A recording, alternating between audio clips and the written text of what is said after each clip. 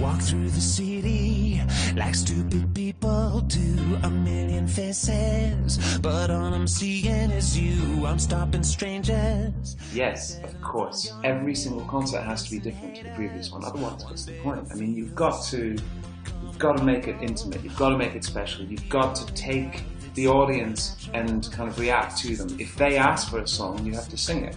I mean, if they ask loud enough. It's also down to the audience in China. If the audience is in Shenzhen or Shanghai kind of provoke me, then yeah, I will do things that are unusual and just improvise on the spot, hopefully. A little bit. I mean, my attitude to music hasn't really changed because I really try and keep myself in a bubble. I love the joyful side of that song, Lollipop. It's funny because I was thinking about it yesterday.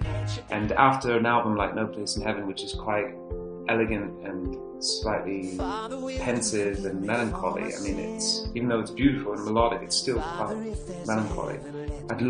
My desire is to do something with that kind of irreverent silliness and wit, like that song Lollipop, and that kind of joyful melody. So probably the next album that I make will have a lot more of that energy in it.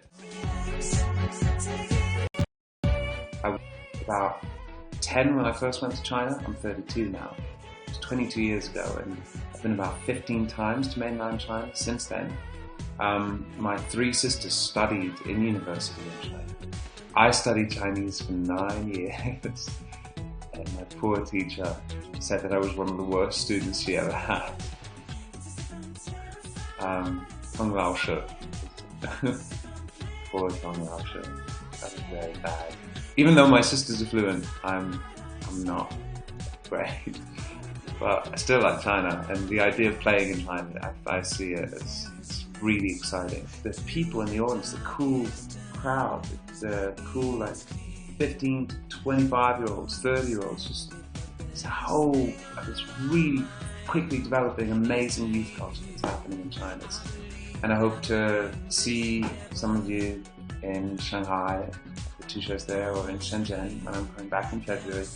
And in the meantime, Happy New Year. Happy Year of the Monkey.